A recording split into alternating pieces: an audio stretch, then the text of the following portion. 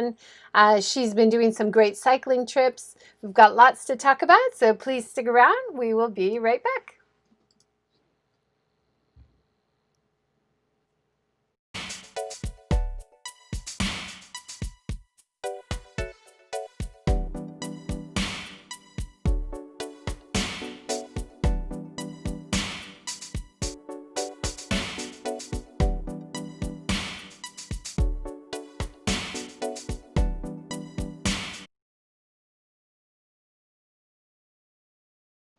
Hi, everyone. Thank you for joining. This is Seeking Sustainability Live number 96 today, and we have Stacy with us. Thanks so much for joining, Stacy.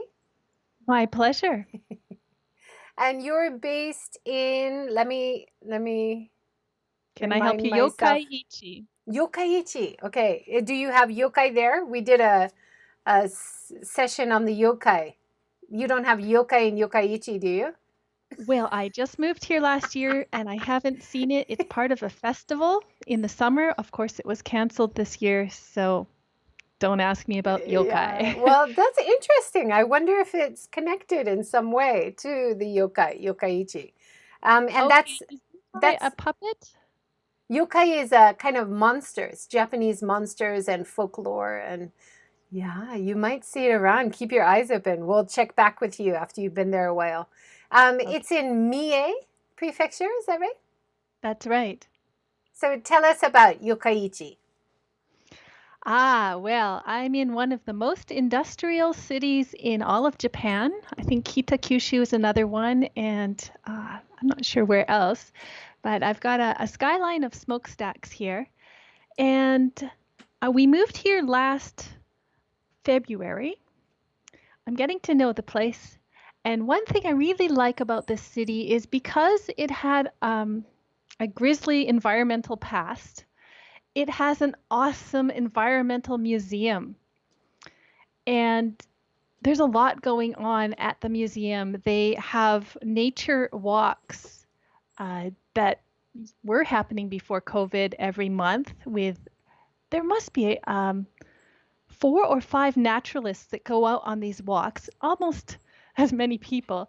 So you can talk to somebody who's a naturalist about birds or about trees or about bugs, and they're just all there to answer your questions. So that's a really fantastic thing. The environmental museum itself shows a history of the city from wartime. It was absolutely devastated. There are very few old buildings in this city, and then it was built up based on the petrochemical industry, and it was a wonderful thing for people because they could get like electricity in their house and they could get all the appliances. And there's a picture in there's a diorama in the museum of an old house prior to industrialization. Everything very basic and beautiful and simple. And then there's the new house. So there's actually, like, you can look into a house and everything is to that date. I think it was probably 60s, the new house with the new appliances and everything. But it's very industrial, and I live in Hiroshima. We have a lot of industrial areas around Hiroshima as well. I think many places in Japan do. What kind? Oh, no. Let's talk about, you do escape to the forest, though, because I found a beautiful article you did for Medium, just a short article about spring in Yokkaichi. And you had some pictures of the leaves and everything. Oh, yes, yeah. I'm very blessed to be close to quite a large park, Nambu Kiryu Koen. I don't know if I'm pronouncing that right, but yes. Oh, the plum blossoms are fantastic. There are lots of plum trees that were planted there, as well as chestnut trees. So it's not far. I can ride my bike there in about 10 minutes. Yeah, your article, you were saying we need to remember whenever we do forest therapy or forest bathing, which we'll talk about your forest therapy a bit later. We need to remember to turn off our devices. Forest bathing as a group should be done without any electrical devices. I think that's so true and something we forget. that's part of the reason we have forest bathing, and I'm just using it for myself. I don't really have that many people coming out on trips with me right now. Uh, yeah, just to get disconnected. Most of us are connected with a screen for long hours. Yeah. Me too. And I'm trying recently when I want to take photos because I want to document it, I want to share it. But I need to turn it off so that I'm only taking photos. I'm not trying to upload while I'm doing it. I'm trying to just document, put it back in my pocket, try to stay mindful of where I am. Let's introduce a little bit about forest therapy because you actually did training in it, right? I did. I actually just got my certificate a couple of weeks ago after a good year of working at the training. The training is through Global Institute for Forest Therapy, and I went to Ontario, Canada for a 1 week practicum, and then I work by myself here at home doing different tasks, putting in reports. It's really fun. Um, I guess most of Yeah, your audience has heard about what forest therapy is. I'm not sure. Give us an introduction. Is Well, it? I saw on the website it said it comes from the idea in Japan of forest therapy, forest bathing, right? that's great. Yeah, exactly. It came from Japan. I think the Ministry of Forest. I've got it written down. Uh, Maybe about 30 years ago, they were thinking about what to do with all the forested land here and how to connect people to the land more. And also, it was a lot about health. There were a lot of people um, succumbing to lifestyle diseases, and still there, cancer and diabetes and heart disease. And they were thinking how to make people healthier. And they thought, gosh, if we could just get people out into the forest, they would be healthier. And they started doing a series of studies on how your body physiologically reacts to being in a forest environment. Not trail running, not hiking up a big mountain, but just being slow. And there's no surprises. Of course, your heart rate comes down, but there are other things that happen. Your killer, I don't know what they're called. These cells, I've got it all listed, um, that fight cancer come out. A lot of your immunity is boosted just by having that quiet time, and that the effect is quite long. They took test group of people and put them in the forest for slow time, for a short time, and then they kept testing them, and they found that they slept better after that. And there's just so many good points that it just refreshes you. Of course, everybody knows this, but now we've got scientific evidence. Yeah. And for you, how do you find that it affects you? For me, it gives me a connection to my place. Um, it's a spiritual thing, actually. I don't go to church, but I go for a walk in the woods, and I just need to slow down sometimes and look at the beauty that we have in this world. It's really easy to get really busy, and it's really easy to spend all day indoors and not notice.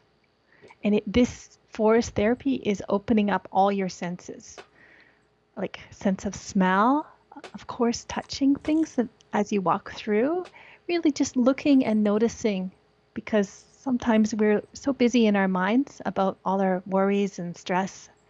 And it's time just to leave that and just appreciate what there is out there. Yeah, for sure.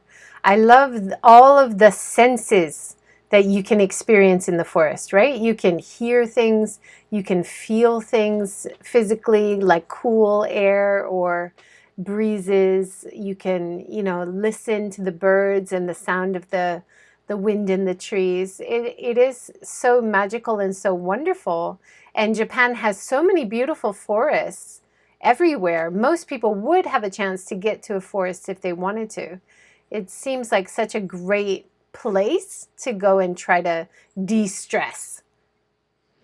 Yeah, because it's not a human environment. You get out of the human environment. You don't have to think about your human concerns, and you just can feel at one with the elements. We're breathing in the air from the trees, and uh, our cells are interacting with the air around us, with the water in the air. It's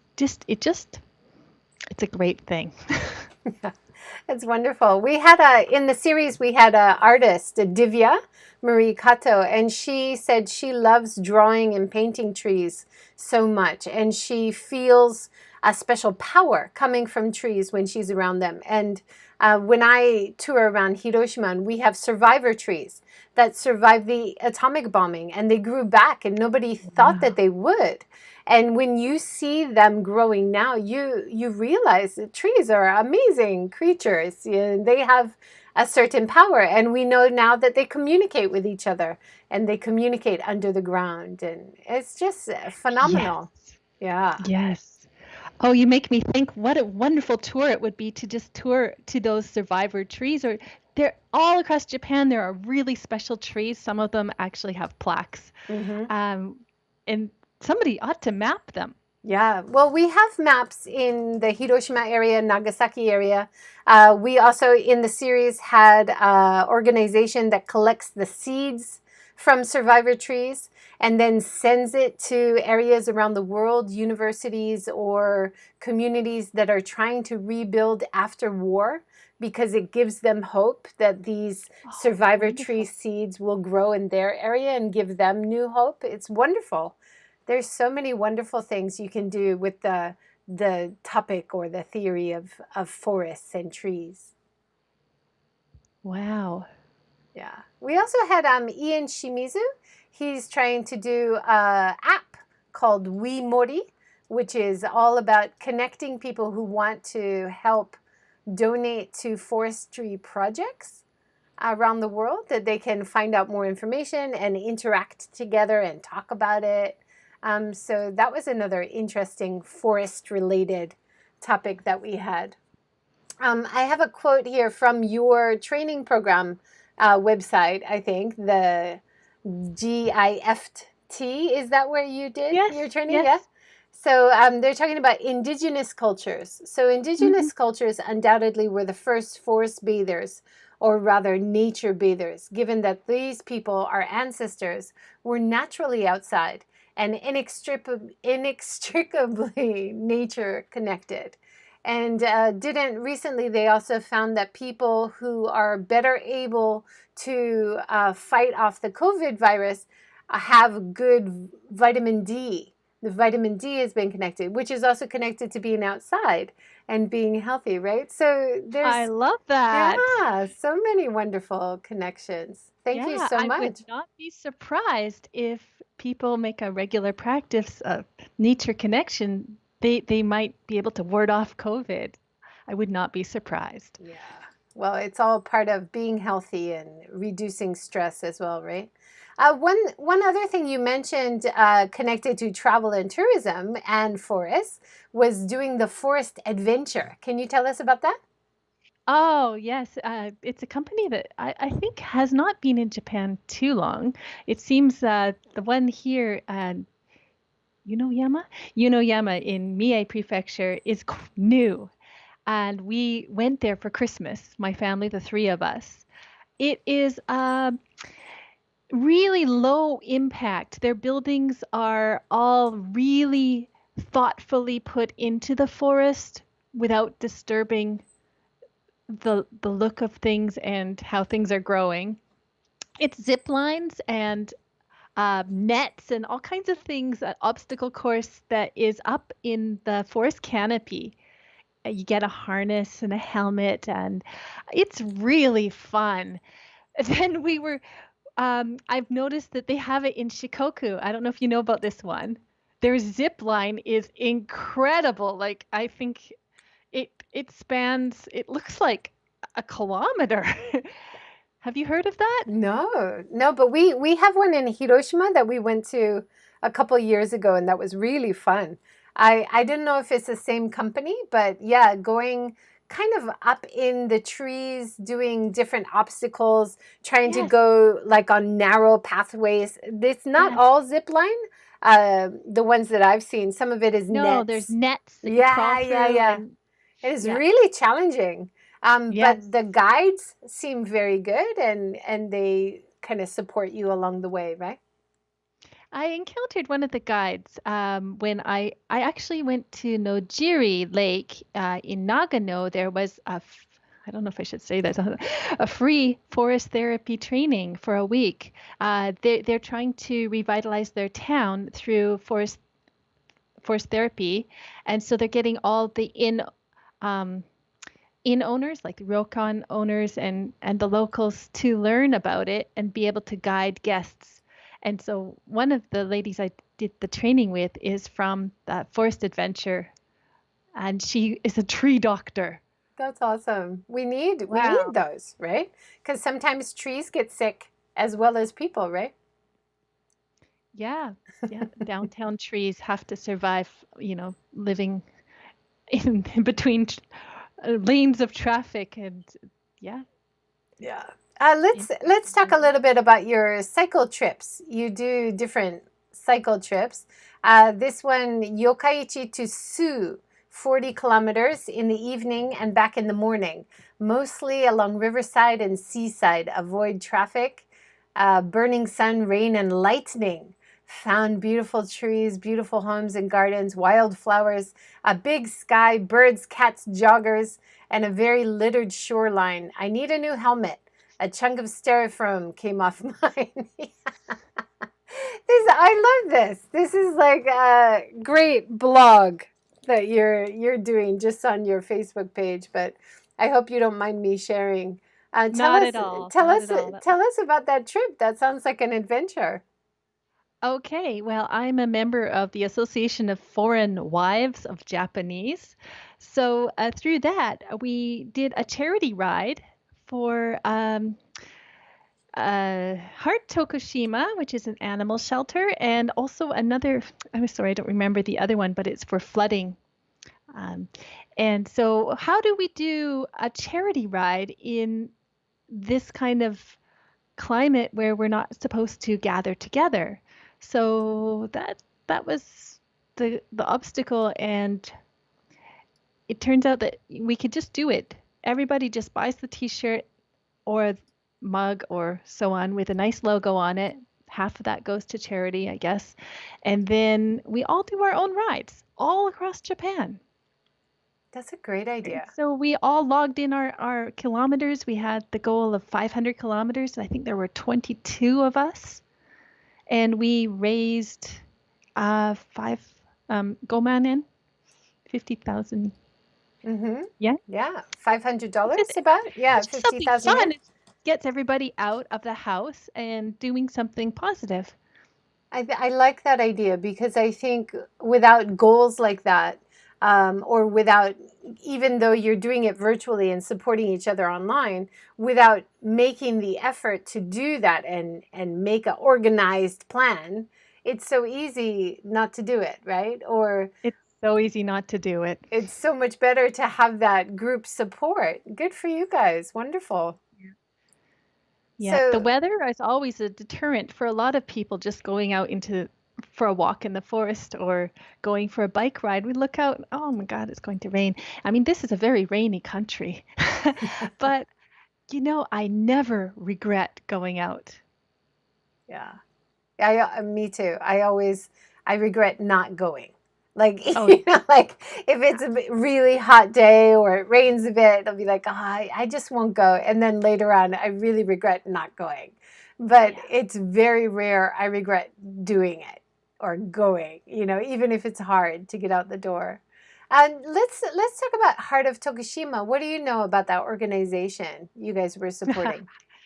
I'm the same as you. I really care about cats and feral cats, and it's linked to the birds, the wild birds as well. There are feral cats in many of the parks, and I was just delighted to learn that a fellow Canadian had started an animal shelter after the Tohoku earthquake when there were so many pets without homes. And so she took in like something like 200 animals, dogs and cats. At that time, she made her shelter and she took them in. It's in Tokushima, and I actually went and rode my bike to see the shelter because I've never seen an animal shelter in Japan. It was fantastic. I wanted to take 3 cats home at least, but I'm not allowed to have pets in this rented apartment. Yeah, that's hard. It's Yeah. always challenging when you're in an apartment with no pets, right? But you did say that you rescued a cat in your neighborhood. Yeah. Yeah, tell us that story. That's interesting. I nicknamed him Friendly because he was one of the cats that wasn't too far gone in disease. And he was really friendly. I don't feed the cats, but I go through that park. I have a gym class there, a couple of classes. So I usually cycle to the park, and he happened to have his territory in the cycle parking. And I don't know how, I think maybe he approached me first, but maybe I approached him. And So you we didn't have became to good use a friends. trap? You didn't have. No, I think he was recently abandoned. I know that I've been here about a year and I would greet him for about 6 months. So he was out there for 6 months, but he was a friendly cat and I could pet him. He purred. He almost followed me home. I'd be like, no, no, friendly. No, I'm going home now. So did So you when take he him got to an get? injury, Yeah, you yeah, took he him was to a the vet? tomcat. Mm-hmm. Yeah, I'm sure he had a fight with another tomcat because I saw a big orange guy with a big walking around, not a friendly guy. I'm sure that he had an encounter with that tomcat, and he was limping really badly. He couldn't put one leg down, and I noticed that he was kind of crawling down into the culvert area and just curled up, and it just burst my heart. Oh, I didn't even think. I didn't even get a box. All I did get was an old winter jacket, and I put it around him. And I got him as far as the car, and then I realized I needed a hand to open the car door. So there's major construction in that park, and there was a construction worker, and I said, "Could you get the back of the car open, please?" And then what would I do then? I got in the car with him and I told the guy, please close it. And a cat, of course, scooted under the chair, under the seat. But I was able to get him to the vet, and the vet lent me a carrier, and I took him to another vet that could take him overnight. And then I called, there is animal rescue, like especially pet rescue, especially cat rescue groups, aren't there? Like there must be in Hiroshima. It depends. Area to area is different. So when I rescued the kittens last year, I just did it all myself and paid for it myself. This year, I was like, this is getting expensive. Is this going to be a yearly thing?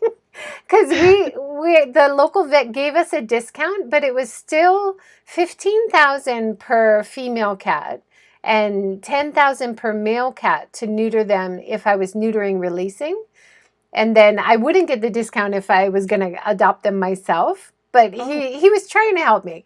But that really adds up, you know. So I was calling around trying to find if there was some kind of community support for people catching ferals because this is a community problem.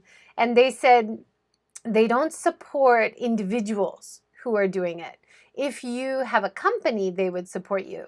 But I was really happy to find out about Heart of Tokushima because she is really doing a great job. And I think they're spading and neutering the animals as well. They're feeding yes, them. yes, They're training them. I yes. think they even microchip them and then they try to get them adopted. So any of the funding that they get, it really goes to running their organization. I don't believe they have grants or anything. I think it's all donation based, right? It's donation based. Yeah, so I was Yes. really impressed by them.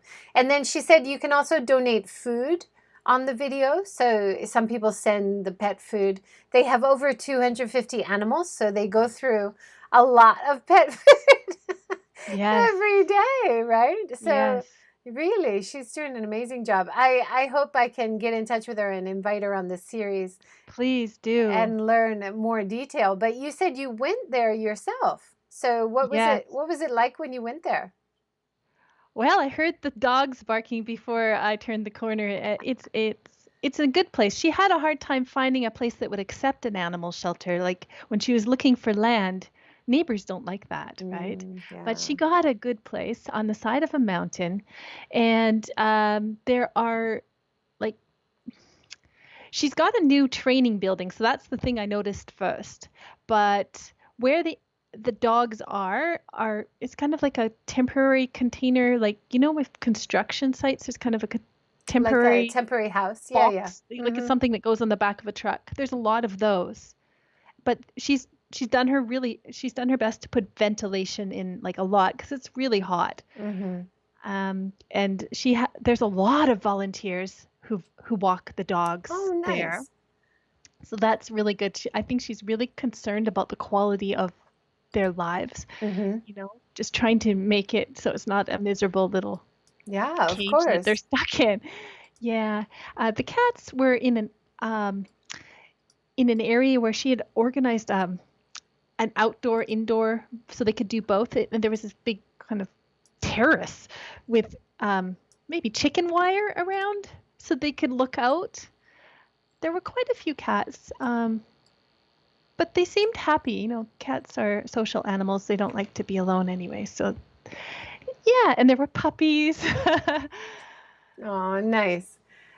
Yeah, it seems like if you go to the website, you can find out a lot about the organization, and you can, of course, donate or volunteer or send some food or something. So definitely check out Heart of Tokushima. I think it's a great organization to support, especially if you love animals. I'm hoping to get some advice from her. So about if I because this seems to be happening more and more in my area. So if there's a better place, maybe I can take the cats to get them spayed and neutered.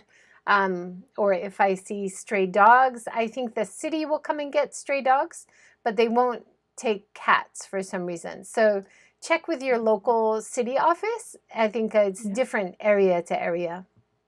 it is. Yeah. Yeah, Let's talk a little bit about your other recommendations.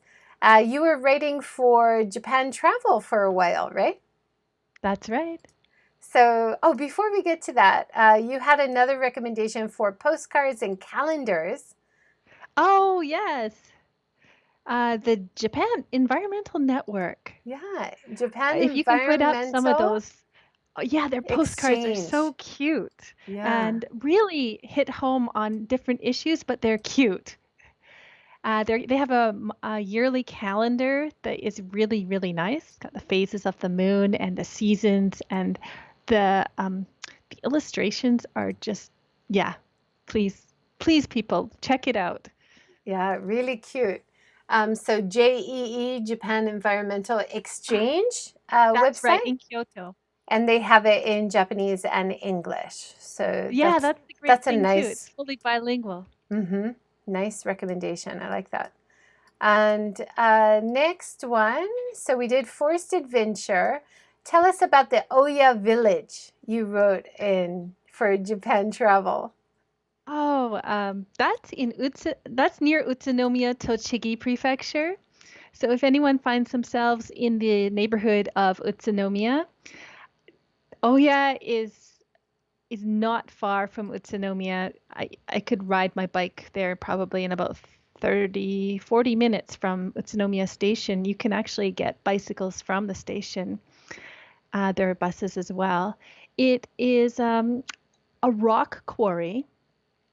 So there's It's So in the in countryside. yeah, the picture showing right now is rock souvenirs, like stone decorated souvenirs. And you say most tourists don't have the means to carry this kind of souvenir home, but some smaller items can be found. I bought a tiny stone vase. So that's true, isn't it? It's hard to carry, especially if you're cycling. It would be hard to carry a stone souvenir home, but there are some smaller things. I'm often asked though by residents in Japan, where can they get a stone lantern for the garden? And I see that here in the picture. So it's a nice place if you're a resident in Japan looking for garden ornaments, maybe. Oh, yes. Yeah. Yeah, I wasn't really thinking about the shopping aspect of that place. It was more like the experience. You can go down into a cavern that is huge. They actually shoot movies. They've had rock groups down there. It's cool in the summer, and you feel like Indiana Jones. They actually manufactured airplanes down there during wartime. And so please do check it out. There's also a massive statue of Goddess of Mercy with her arms out. It's just a really lovely place. There's so much just around every corner, and it's really easy to ride your bike around. Oh yeah. Yeah, it looks like a good, interesting area. Tochigi is somewhere I haven't really explored very much, but you have a lot of articles from Tochigi. Were you living in that area? About 17 years in Tochigi. Yes. Yeah. Okay, we have a question from Allison. Hello, how do we find your articles in Japan Travel? Can you search by author? Also, what was the name of the group with the calendars and postcards in Kyoto? Japan Environmental, trying to Environmental Google. exchange. Yeah, if you Google JEE or Japan Environmental Exchange, it'll come up. Yeah. And then to find your articles in Japan Travel, I just searched by your name and it Yeah, came I up. think if you looked up either Tochigi or Stacy, Stacy, Stacy Kurokawa, perhaps, Mm-hmm. you I would think find me. that's how I found you. And you're also a fan of the green screen. I notice. I'm a huge fan in summertime of trying to grow green screens, and I appreciate companies or businesses that have the beautiful green screens growing in the front. And you say, hooray, Hinaga City office, your magnificent green curtains, mini tomatoes, and funny bush creature along the riverside near some trees are in full bloom pink glory. So that was lovely. I love that. Did you try to grow a green screen at your house as well or on your balcony? I've got I've got that lofa plant from Oh, you my do? son's school. Yeah. Yeah.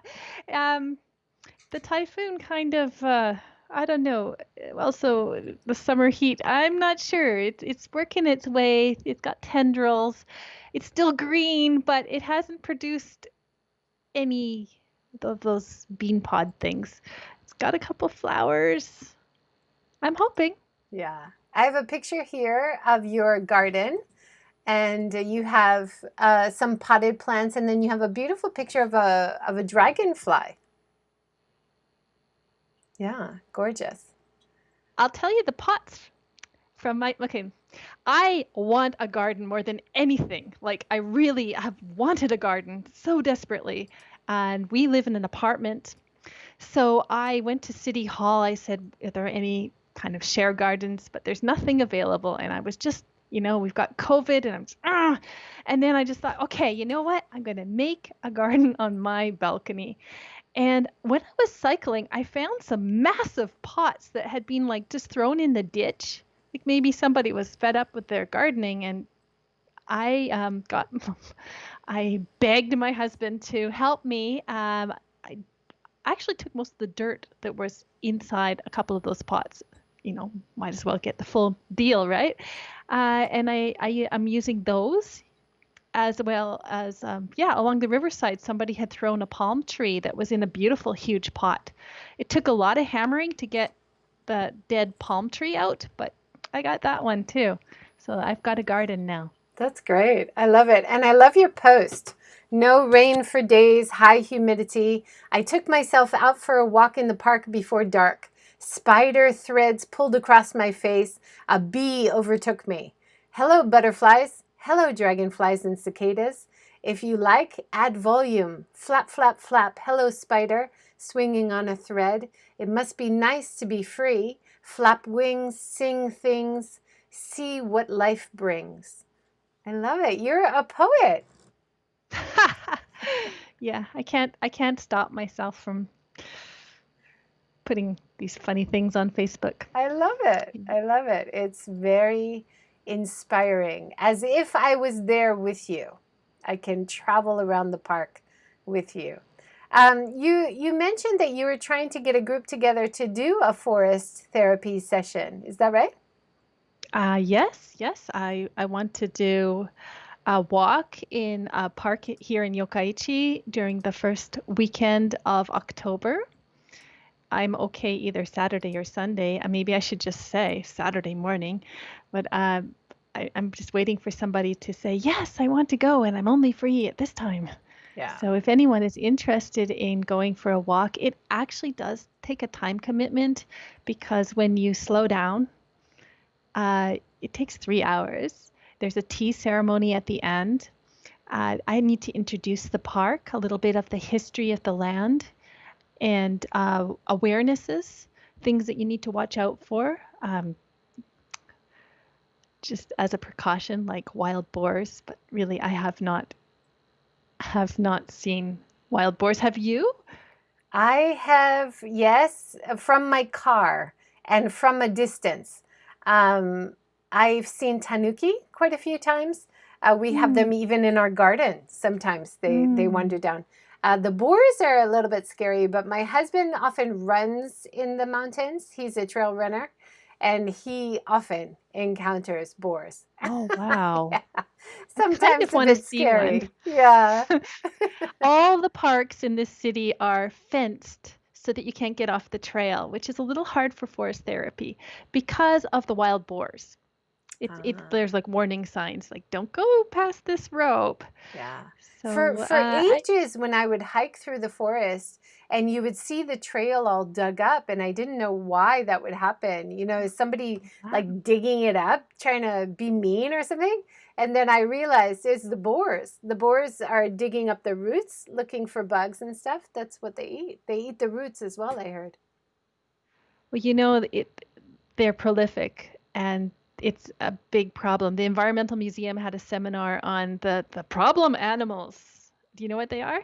Boars and Bears? No. monkeys Oh yeah. and Snakes? deer. Okay. Okay, you have to think about crops too, Yeah, yeah, yeah. So, how to deal with them, and Yeah. especially boars. I was thinking, why don't we set up like a boar safari place? Like, if there's so many of them, I think a lot of people from overseas have never seen a hairy pig, wild pig, and they're actually really cute. When I've seen documentaries online about them, we could have like a boar safari park. I mean, the I love problem the it. problem I've heard is quite complex. It's the reason boars and deers are coming into the rice fields or the gardens and eating a lot of stuff. It also is connected to forestry and forest management. There's certain trees, there's certain things they like to eat in the forest, but often those are cut down and new housing. It all goes back like sustainability. It's all about balance, finding Yeah. balance between people and planet and profits. You got to make a living, but you have to balance what the is happening in the environment. You also have to balance what people need. And keeping that all in balance in terms of the forest and animals, it's all very complicated, but we need to be thinking about it more for sure. I agree with you 100%.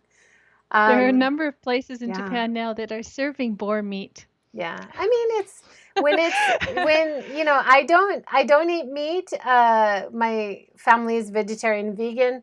But for people who do eat meat, if you're eating wild animals, I would say it's definitely safer and better for the environment because it doesn't have the huge waste damage that factory farming does and the meat factory system, which is really damaging.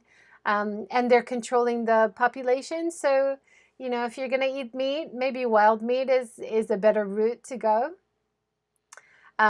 I think it's sad personally, and I don't want to eat it. But if you like the taste of meat and you like it, then that's the honest choice. I think a lot of people trapping or killing the boars. Let's go back to the forestry though a little bit. So when you take people in for forest therapy, wouldn't it be lovely if you sat and did some of your poetry like you have in your Facebook posts with the as a part of the experience? I think that'd be really lovely. That could be part of it. Absolutely. During the training, people did readings in the forest from Mary Oliver, I think it is. Yeah, just reading something out loud would work. There's so Nice. much you can do. You Yeah. told me that you feel like your connection to nature came from your childhood in rural Canada. Can you tell us about that a little bit? I grew up in a small town in the mountains of British Columbia. So we lived off the land basically. We had a huge vegetable garden, fruit trees. We had a milk cow. We had chickens. We would go out into the forest to get wood for our wood stove. That's how we heated. I definitely have lots of memories of going out into the forest to collect berries. And oh my gosh, I remember swarms of mosquitoes. The mosquitoes in Japan are not a touch on the mosquitoes I grew up with. Yes. Uh, we had Where horses. where in BC? It's called Clearwater, British Columbia. So you Yeah. had horses and you had a cow for milk and wow, Sheep.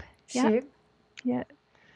So Fruit trees. what were your experiences growing up like that? Like did you have a lot of chores to take care of the animals and Yeah, I look at it now nostalgically, but I used to say like, "Oh, mom, I got so much homework, I can't do it." Yeah, like bringing in the hay off the fields is tough, and you have to pile it into the barn. When I was a teenager, I was strong enough to do it, but I certainly didn't want to help with that. Um, yeah, there's a lot of work involved with living off the land. And so at that time, all I wanted to do was move to the city. oh yeah. But now as an adult you miss it, right? You feel Oh, I nostalgic. miss it. Yeah, I do. Yeah, Mary says great childhood. Yeah, that's a beautiful way to grow up. And like I look back on my childhood too, and I'm very nostalgic, and I really miss growing up in Hawaii. And I'm really lament that I didn't appreciate it more. I didn't go to the beach more. I didn't go hiking in the forest more. Like I think on reflection, as we grow up, we definitely look back more fondly than we did as kids, right? I think we need contrast in our lives. Yeah. It's a beautiful contrast between where my parents are now on a small island between Vancouver and Victoria and this life here in Yokkaichi. There every summer they are so strict about water usage. Like only one, I get off an international flight and I couldn't have a shower. uh, they catch all the water off the roof to put on the garden. There's no natural source of water on the island. So Wow. in the summer, with months of no rain and well water, we have well water, there really is this thing where my mom would be like, "No, don't wash the dishes like that. You're using up too much water." And then I'd come back to Wow. Japan and I'd be like, "Whoo, 20-minute shower. Oh, it's so nice to be back in Japan." Wow. Yeah, I've contrast I've is heard of nice. that. Yeah, in Australia, there's a lot of water concern. This is going to be an issue, of course, in Japan as well as many places around the world going forward. I always recommend people to get water catchment systems, especially if they're living in the rural areas, and then you catch your rainwater, you use that for your garden. One of the guys who remodeled a house near Lake Biwa, he had the water catchment systems. He tried to get one to use the gray water into the toilet system. This is something not very often done in Japan, but definitely we should be thinking about it instead of everything just going right out into the rivers again, right? Because the weather is Yeah. changing all the time. My recommendation is to plant more trees, of Yes, course. yes, yes. Just to like hold that water in because we're having a lot of flooding. Yeah, And when you look at the rivers, there's a lot of rivers in this city, but they all have concrete edges to them. And so that causes a very fast flow. yeah. And, we've got to hold that water into the mountainsides as well.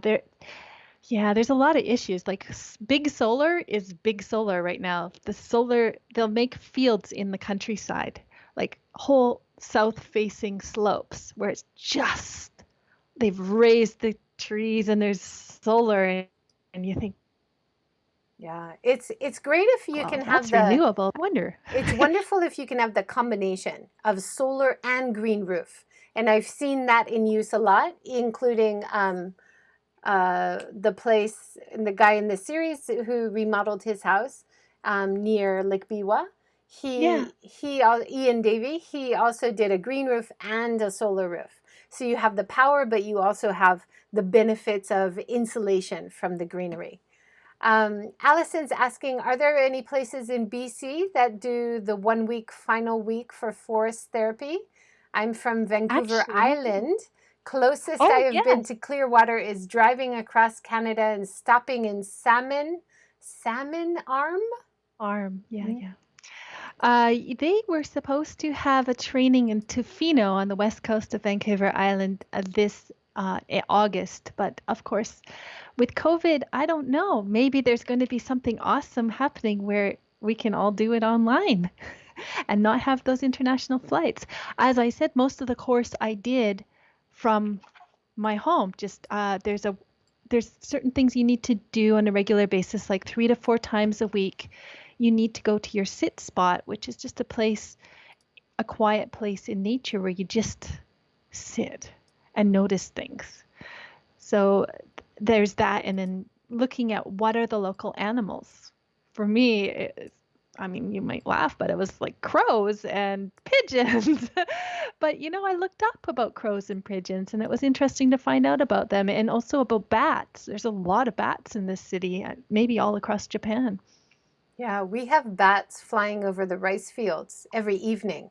And I thought it was birds for years. And then you look closely and you're like, no, those are bats. That's amazing. Allison says, yes, plant more trees, lots of clear cutting in Japan, as well as in BC and other places. Would love to do it in Tofino or online. Yeah, online would Yeah. be great. Why not, right? Get people to go to the forest where they are and get that connection to people around the world. Exactly. I do know that there is a way that you can actually try a forest therapy walk, and maybe I can give you the link later where you can just, yeah, I know it's digital though. You can just plug into somebody with a very calm voice telling you, to close your eyes and tune into different things around you. And then slowly, there are invitations on a forest therapy walk. I have my invitations here. Something you ask somebody to do something like, let's see. There's a tea ceremony. Uh, what is it you're looking for support with in your life? Listen to a tree with all your senses. I know it's kind of woo-woo, but you just notice what's happening in the moment. Nature can be a surprising mirror or Stacy, ally. you're buzzing. Maybe your headphone is buzzing. I don't. Hello? Hello? Yeah, it's. But you want to try it without your headphone just for a minute to unplug, see if that works. Yeah. Uh, nature can be a surprising mirror or ally for our own inner wisdom. So just sitting there and looking at the way the tree is growing, and you can think about something going on in your life and how the tree is surviving. And somehow, when we get really slow, you can actually come up with solutions and realize things just sitting there looking at a tree. Yeah, that's interesting. Can you tell us another one of your cards? The reason it takes 3 hours is each invitation is about 20 to 30 minutes where you tell somebody, okay, well, this is an invitation. If you don't want to do it, if you feel weird, like sitting and looking at a tree, then you don't have to do it. Mother Earth, smelling the earth releases a hormone called oxytocin. The same hormone is released when we bond with our mothers. The invitation is to explore our bond with the earth, who we depend on for everything, like a baby depends on its mother. Check the scent of earth samples. Like just pick up a little earth and just smell it. Bring a sample to share. There is what we call a council. So we don't chat. We're not like, oh, it's a nice day. And it's a quiet practice. And then after 20 or 30 minutes by yourself, you come together and you could like share, oh, this smells so good. I found this under the pine tree. I wonder if the tiny life in the soil is similar to the tiny life inside us. We have a lot of microorganisms in our gut. There's a lot of microorganisms in soil. Return your earth as you return it. See if there's a message for the forest you would like to send with it. So anything we do take, we're really, really mindful. Any impact we make, we try to put things away. We're not collecting with big bags of cones to take home and paint, but really, really caring and thinking about our interaction. And just, if you want to take a cone home, that's fine. You just kind of say to the tree, I'm going to take this home to remind me of this walk. Thank you. So it's all about gratitude, right? Yeah, that's beautiful. I love that. It's interesting. Taking things home reminds me of when you're going on forest walks with your kids. And in Japan, everybody collects the donguri, the small seeds, right? But then I did not know, and I think this happens to many parents. You let them collect it because you're like, isn't that cute? They're collecting all these little seeds, and then you bring it home, and then you realize a couple weeks later that your toy box where all the seeds went is swarming with insects because they all have insects inside. So if you let your kids collect donguri, just keep it outside. That's a lesson learned from me to you. Oh, Allison says, would love the link. Maybe you can talk to the higher ups about doing it online. This is so interesting. Thank you, Allison. well, what they wanted to do when I did the training, that was before COVID hit, was they really do want to do a training in Japan for forest therapy guides. And I think that desire is still very much there. There is training here. If you're fluent in Japanese, you can actually do training online, and maybe I need to give you that link as well. You can go through and become a forest therapy guide as licensed in Japan. I'm not licensed in Japan because I am not.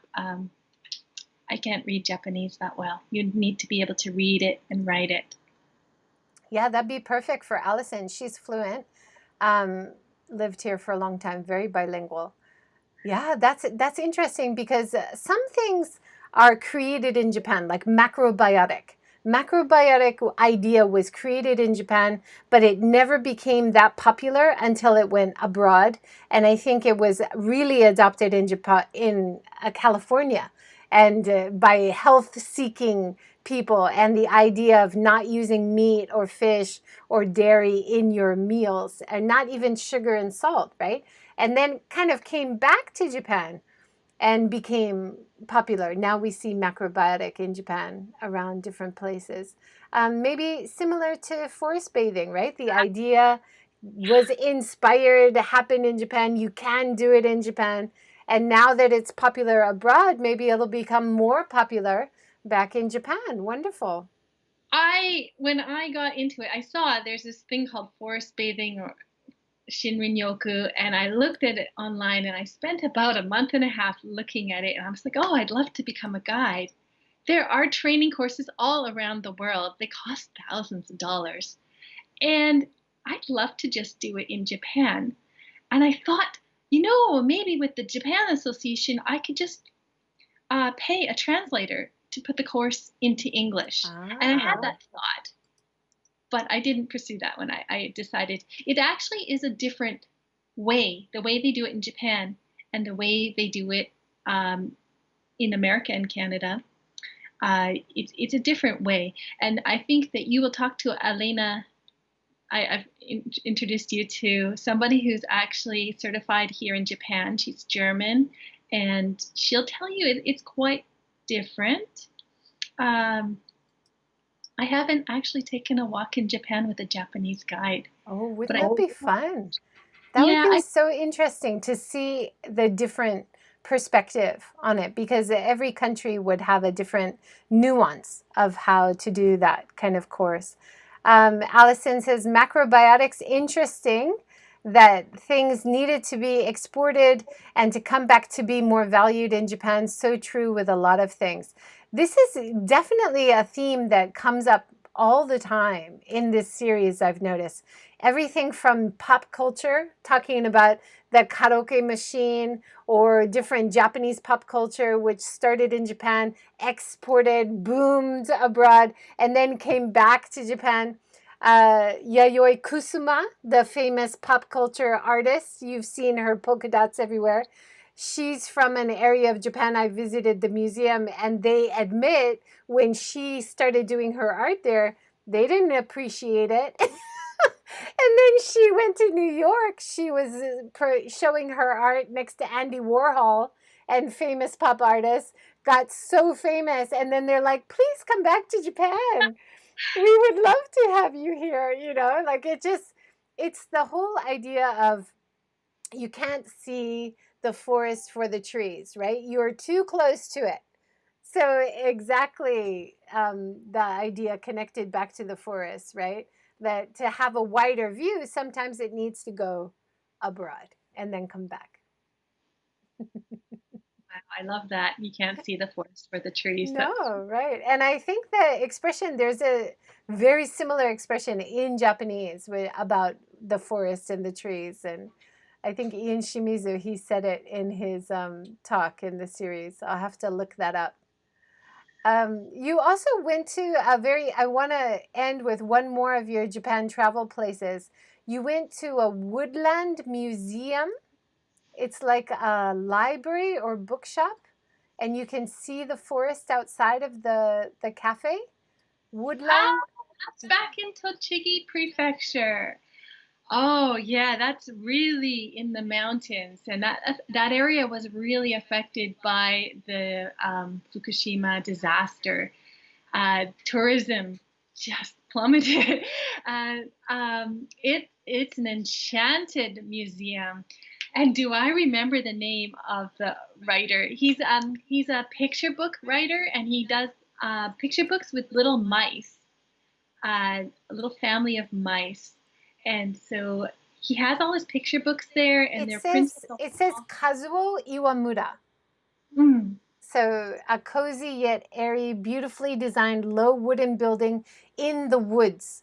The museum features the illustrations of picture book writer Kazuo Iwamura. It looks beautiful. I'd love to visit.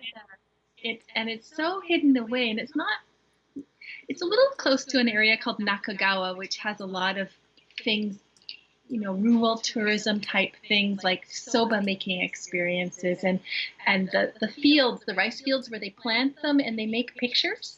Otawara area, they make huge pictures. Have you seen that before? No. Oh, in the rice fields.